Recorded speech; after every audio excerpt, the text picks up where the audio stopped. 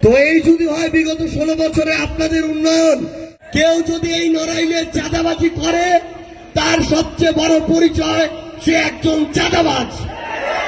আমরা একটা রাস্তা দেখলাম, এটা কোনোদিন একটা জেলা থেকে আরেকটা জেলার সংযোগ সড়ক হতে পারে না। একটা রাস্তার এত বিধ্বস্ত অবস্থা, মনে হয় এখানে গাজার যুদ্ধ হয়েছে। তো এই যদি হয় বিগত 16 বছরে আপনাদের উন্নয়ন, আমরা তো ভেবেছিলাম খুলনায় এসে উন্নয়নের গণজোয়ার দেখতে পাবো, কিন্তু আমরা যখন দেখি যে এই নড়াইলের মতো জায়গায় এই রাস্তাঘাটগুলোর এই অবস্থা, একটা শহরের এই অবস্থা, তখন আমরা ব্যথিত হই।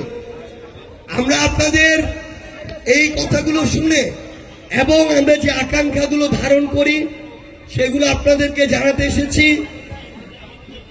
আমরা আগামীতে ঐক্যবদ্ধভাবে সাদাকে সাদা, কালোকে কালো, চাঁদাবাজকে চাঁদাবাজ, দখলদারকে দখলদার, যে সিন্ডিকেট চালায় সে সিন্ডিকেট, যে কালো টাকার ব্যবসা করে, মাদকের ব্যবসা করে, সে কালো হাতের একজন, প্রত্যেককেই তার যে পরিচয় সেই পরিচয় আমরা সবার সামনে তুলে ধরব।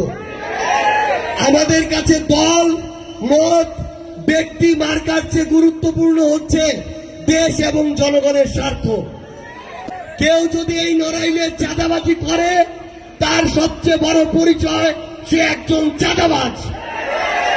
তাকে এই নড়াইলে বয়কট করতেই হবে, তার দল মার্কা যেই হোক না কেন।